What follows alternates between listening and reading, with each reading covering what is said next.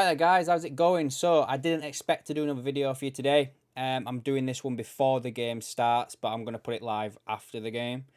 Just no one will watch it when the game's on, so that makes no point, makes no difference to me.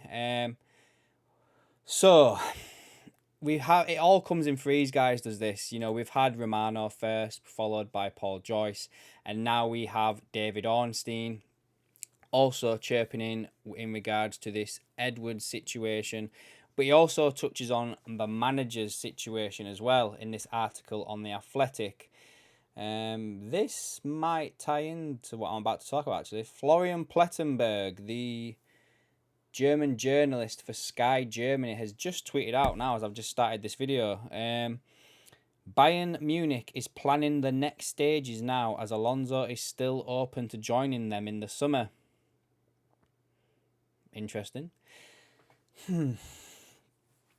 This summer, he definitely doesn't have a written release clause in his contract. The transfer fee is negotiable. Bayern Munich are now informed of this. If Alonso wants to leave Leverkusen this summer, it would take between 15 to 25 million euros.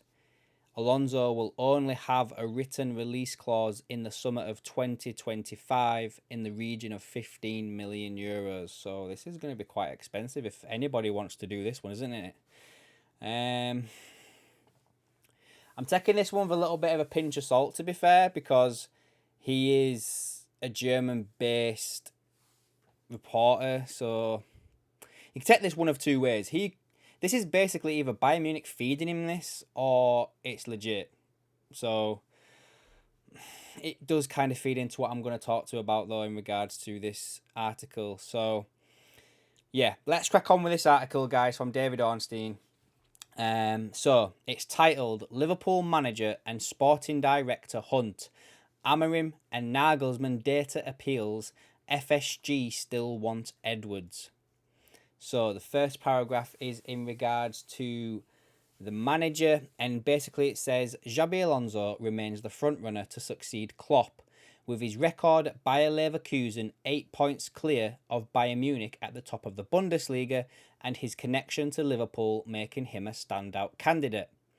Liverpool are also determined to focus their search on young managers who have overachieved with the resources at their disposal, and have a record of developing young talent, which clearly applies in Alonso's case. But Bayern Munich's decision to part ways with Thomas Tuchel this coming summer has complicated that pursuit. They are also keen on Alonso, who played for Bayern for 3 seasons and hold an obvious appeal in being able to challenge for major trophies immediately and provide resources to improve.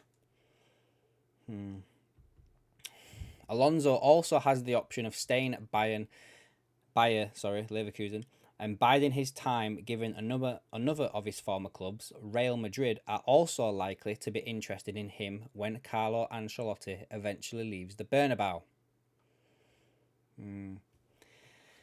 Alonso is not the only name to feature on Liverpool's list of possible candidates to take over this summer, and the possibility of missing out on him means there is added focus on who might be an alternative option.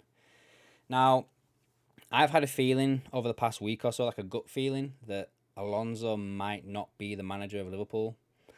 I still think he still is like the one that I think it's most likely going to be, but I don't know, guys. I literally have had this gut feeling that it's not going to be him, and I don't know, guys. I don't know. I really don't know.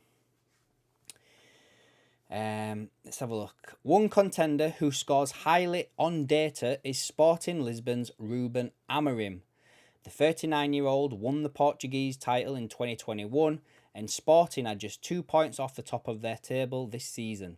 His use of sports science to inform training and his record at keeping players fit, which would be a good thing for us, has also not gone unnoticed at Anfield.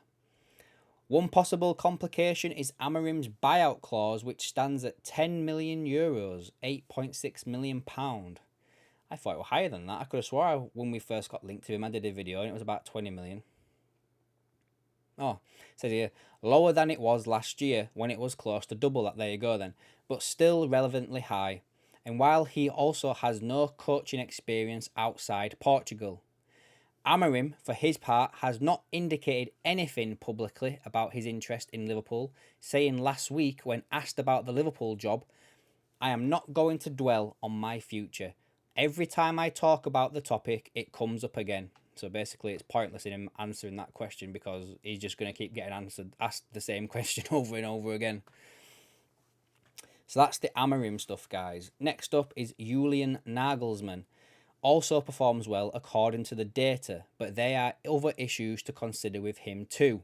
Nagelsmann will lead the German national team into their home European Championship this summer, meaning he could not take charge until mid-July. While in charge of Hoffenheim, he lost both games against Klopp's Liverpool in 2017-18 season, and he also lost both games against Liverpool while in charge of Leipzig in 2020-21 season in the Champions League, when he stuck with his tactical system despite being overwhelmed by Klopp's sides.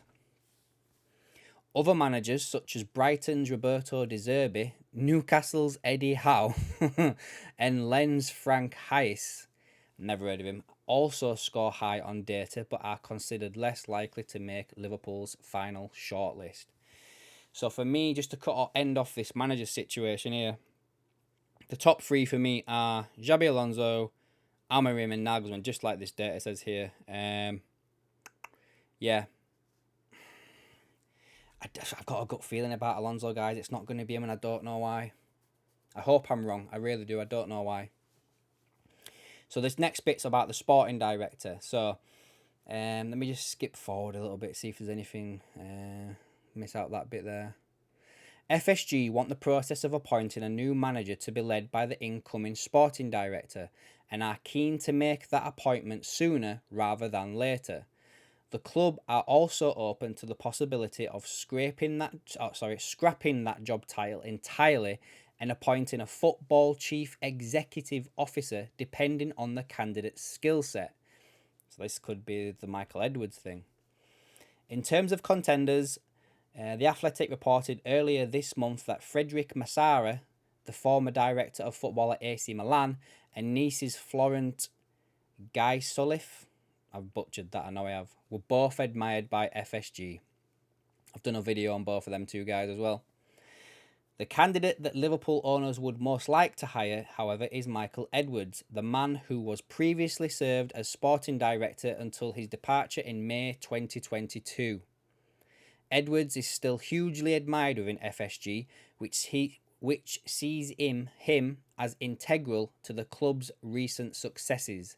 He was instrumental in negotiating deals for Salah, Mane, Robertson, Van Dijk, Fabinho and Alisson, and also managed to secure significant transfer fees for players that Klopp had deemed surplus to requirements, such as Benteke, Sakho and Ibe. I'll just skip the next bit, don't need to know about that. FSG admiration for Edwards was underlined by the fact that Gordon rang him shortly after Klopp announced his impending departure, offering him the chance to come back to Anfield or to take up a senior position with FSG. I mentioned that in my video earlier today. Edwards turned down that offer, and when he left Liverpool, he had told colleagues that he wanted to spend more time with his family away from the football pressure cooker. His time is also taken up with helping to run Ludonautics, the sporting consultancy he launched alongside Liverpool's ex-director of research, Ian Graham, last September. There has not been a fresh formal there, guys, approach for Edwards since that phone call. So there's been an informal one, yeah? But FSG wants to be absolutely sure that Edwards cannot be persuaded to return before moving on to other targets.